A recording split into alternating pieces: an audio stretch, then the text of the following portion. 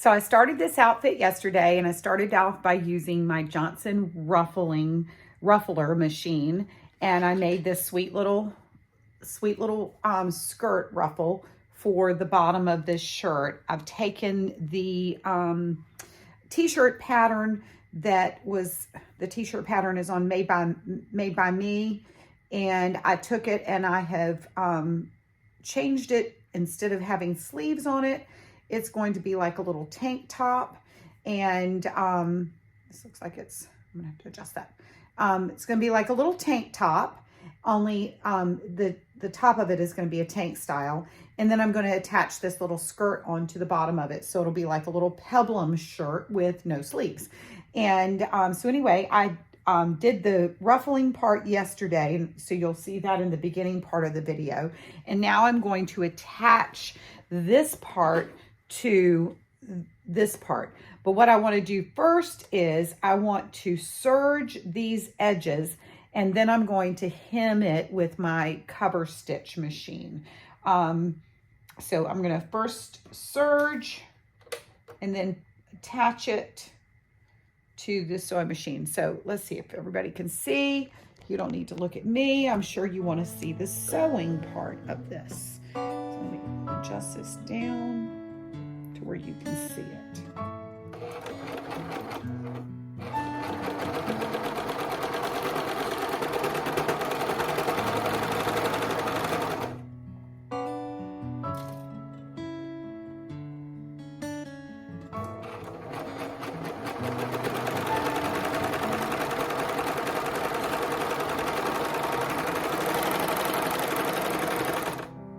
I usually pull it through, and then before I start cutting, and then I start putting the other part in, and just leave one continuous chain. And I do cut my edges off of mine. I have my cutter working. So far I've done okay with having the cutter.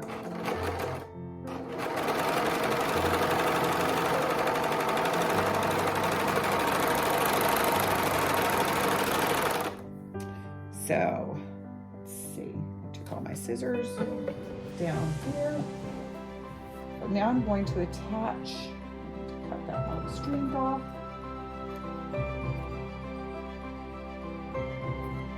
So I'm going to attach this. Before I do that, I'm going to, I like to fold it this way and match my seams up. And once I get my seams matched up, then I go to this point and I get my center point. And if you've never done it this way, I've done it both ways. And if you've ever wondered why you ended up with more fabric than you needed in one place, or it kind of looked wobberjaw, if that's a word, this will prevent that from happening. It will keep it to where you have it evenly spaced between your garment. So now I'm going to do the exact same thing with the skirt. I'm going to put my two seams together. Now this is a little bit different than if I had gathered it by hand. It's actually stitched in place, so it's not stretchy, it's not going to come loose. But it'll also apart off of it once I start serging it, so it won't be but so flexible, but it's gonna, that way it'll hold the structure. But there's your center point of the ruffle right there. And then, so that's one of the reasons why I really want to use the Ruffler. It was really hard trying to stitch knit material and get that, because it does cotton really well, but it's not a fan of stitching this type of material. Anyway, now I have it to where I can put it, center it up on my skirt, on the shirt, and let's see, I want right sides together. I always attach the seams first.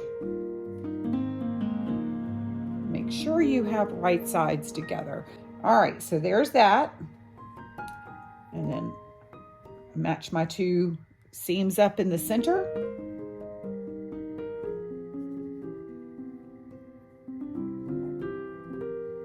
And you're going to want to stitch on the side of where your your ruffled edges, so that you can see and make sure that you stitch, that you can lay your ruffle in place, and you can stitch over the previous stitching from where it did the ruffling.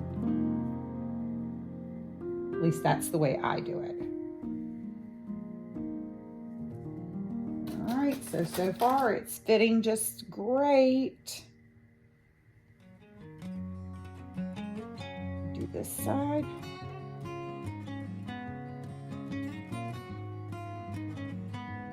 I have a bad habit of not having my hands in the camera, so if I keep looking at the camera, that is why I keep doing that, because I want to make sure that you are still seeing what I'm doing and I haven't dropped my hands out of the camera's lens.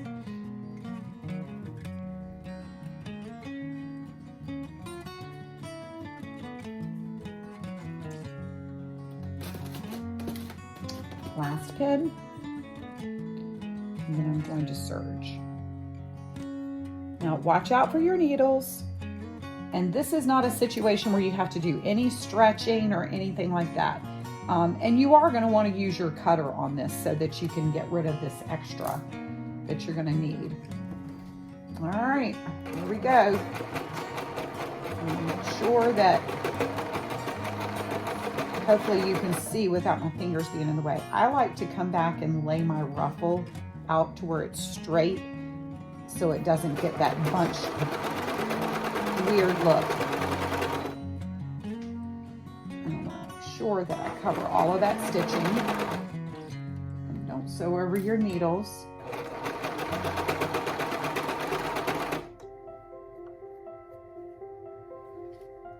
This is not forgiving, because especially with the cutter. Hope you can see okay right there. Try to keep my hand out of the way as much as possible.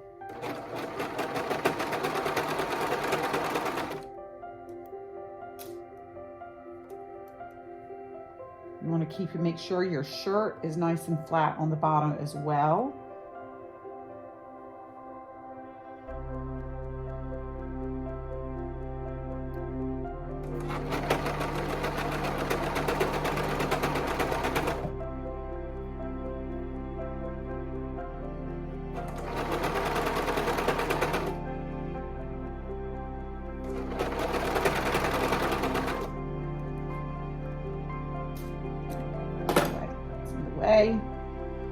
Of the needles. I'm going to pull them before I'm ready to pull. And I do like to do the thing that Amber off of Finger and Bliss does. I think it's really smart, and I used to make clothing all the time with the Serger when my girls were little, which is probably about 25 years ago or more. And I didn't do this, and I would always have some of the seams coming unraveled, and I wished I had known this little trick all those years ago, because I would have done this. So take it from me, it's worth the extra time, especially if you're selling the clothing. You want it to not fall apart on your customers' children.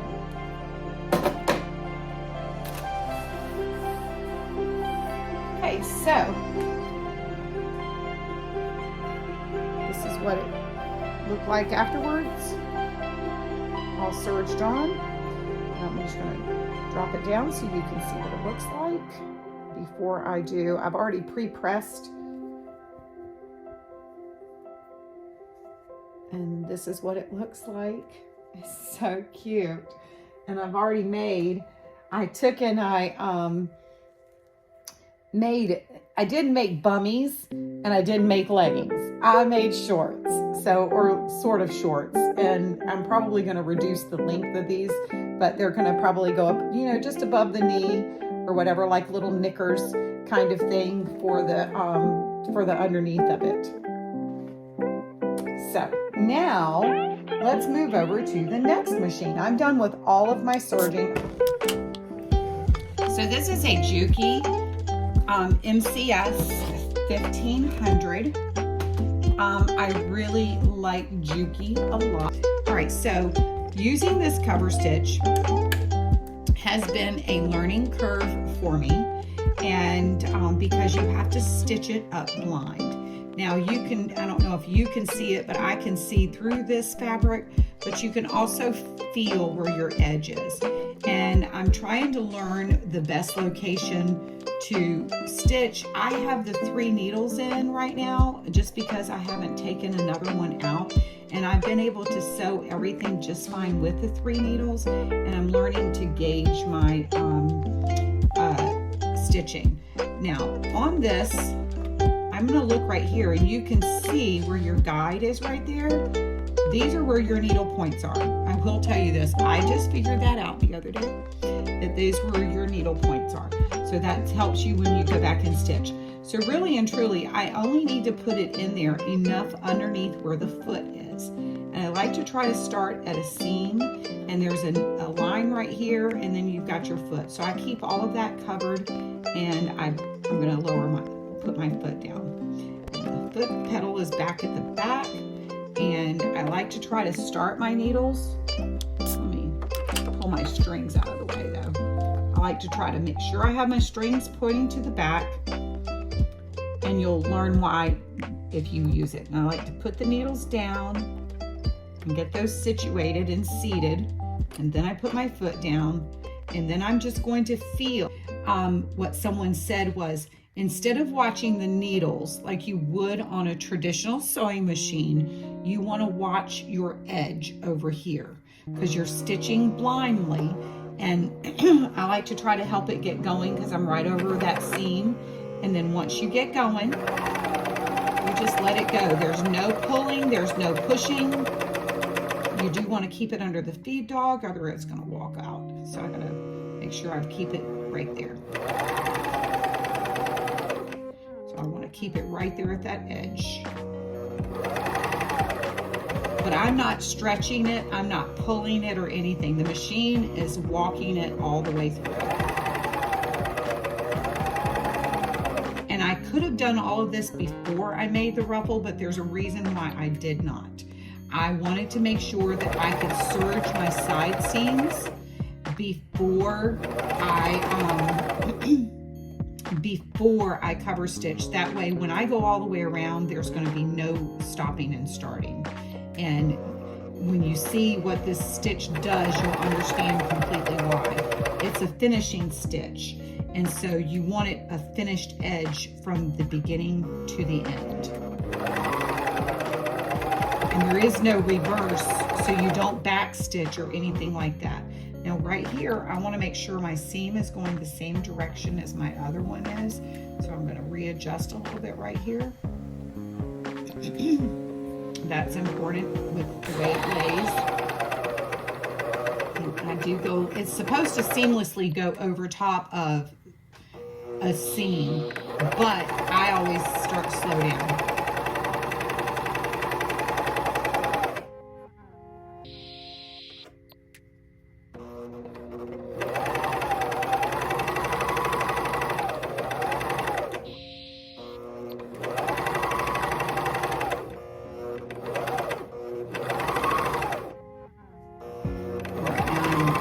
To the end, and you're going to see why these three marks are really important. So I'm going to get rid of these. I don't know if you can see this, but I'm going to get rid of these strings that are hanging from here. I'm going to clip them right as close as I possibly can because I'm going to lock them in place once I stitch back over top of it. And I'm going to pay attention to these 3 notches right there because these 3 notches are going to tell me where these seams are. And I want to line up these 3 notches with these 3 lines right here.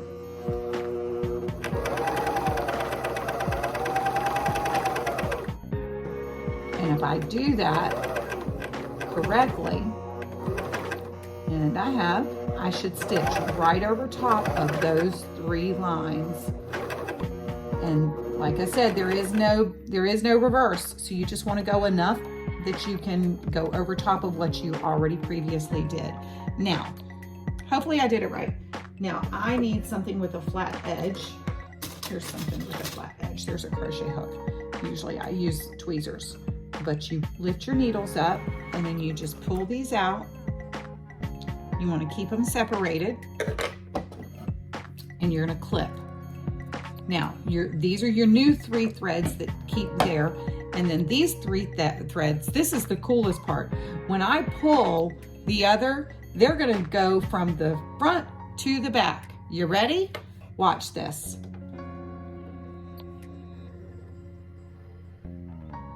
Look, they're gone to the back.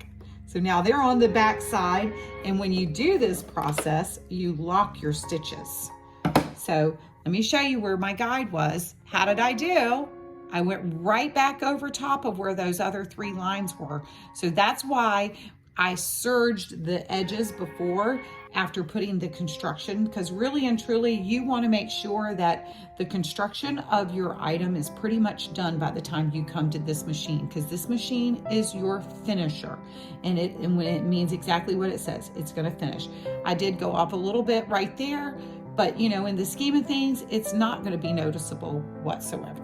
So now I have been I've been cover stitching the neck and also the armholes, and it's just amazing. The best part about it is this stitch will stretch. So I start under the arm. You want to start in a place that it's not obvious. Now, when I get ready to do this, I have found it is best to turn it inside out and work with it that direction, because like I said, you're stitching blindly. You can go ahead and cut these tails off because they're going to just be in your way.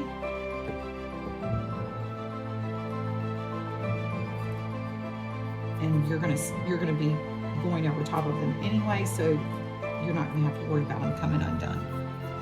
All right, I feel like I'm getting ready to cut my little pants right there. All right, so I've already pre-ironed all of this. So what I want to do is put this, I know this probably seems weird to you that I did this, but it does work better than leaving it right side out, because I'm sewing in the round. And this is actually how I watched the videos and learned how to do it. But you want to start under the arm, because if you do mess up, it's not going to be as noticeable as if you do it on the shoulder. So I want to get it as flat as possible and stick it up underneath here. Leaving it as flat as possible. Getting it to my point where I want it to be. And I'm going to put my needles in to seat it so it doesn't slip back out. And I'm going to put my foot down. Okay? Now, so you're stitching in the round now. So when you're, and I do, on this, I do kind of like not really stretch it, but because you're going in a curve, you do have to manipulate it just a little bit. All right, so let's get you going. And you're gonna wanna go slower when you do this. And like I said, get rid of all of this because I just don't wanna have to go back and cut it all once I get done.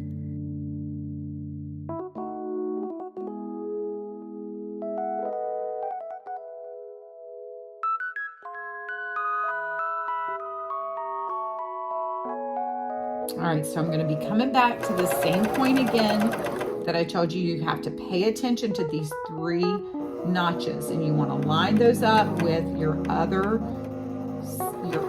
threads. And if you do that, you will go right over top of where they were. And you want to go a little bit over top of them.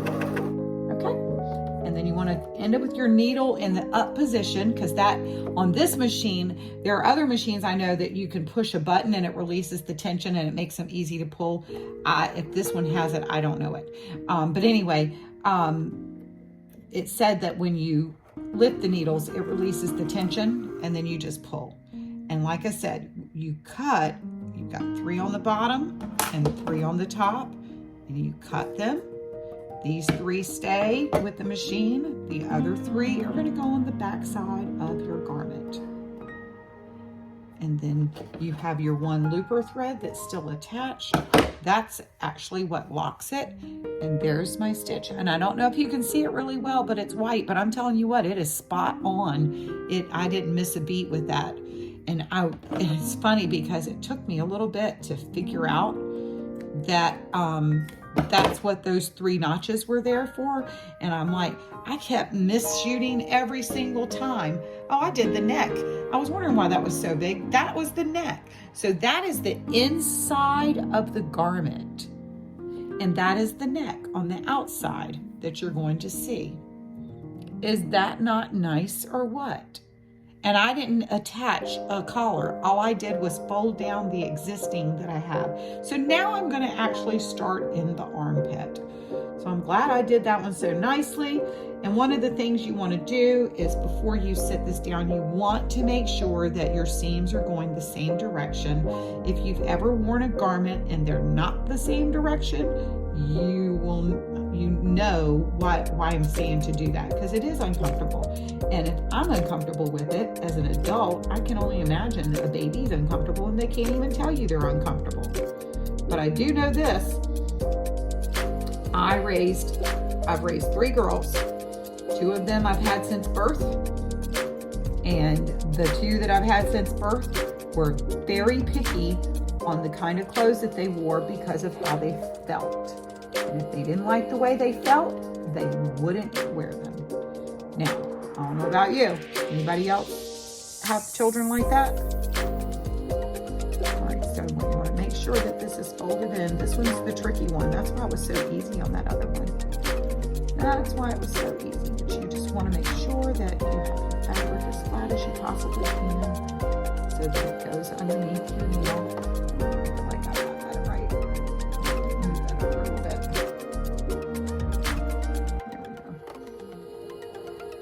All right, now put my foot down. Now you can see I have a lot less space. So you're gonna have to go, I'm gonna go even slower. I'm not real fast at this yet. Maybe after I've done it a bunch, I'll get faster. Right now, I'm not fast.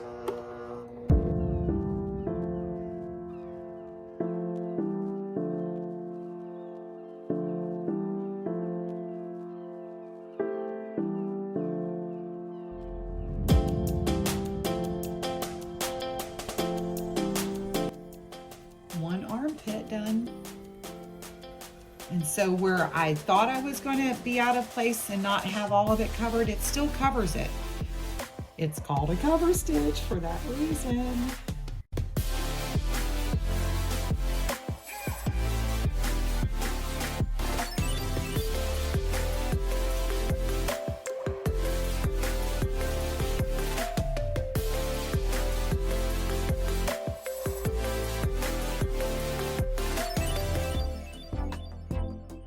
Are you guys ready? Make sure I have all the loose strings cut off of the shirt. I hate it when I get an article of clothing and there's all these loose things on it, then I gotta go find a pair of scissors and I gotta trim it up myself. So that's something, if you're making clothing items for customers, you wanna make sure you are mindful of that. Now,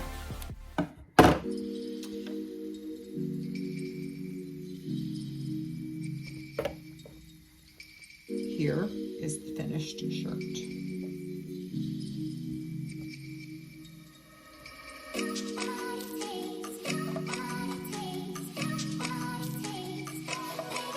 Anyway, I hope you enjoyed the video. I hope you enjoyed me using my cover stitch machine, and I also hope you enjoy watching me use the Johnson Ruffler in conjunction with making the clothing. So we'll see you the next time. Thanks for joining me. And if you like this video, would you please make sure you hit the thumbs up, and if you would subscribe to my channel if you'd like to see more videos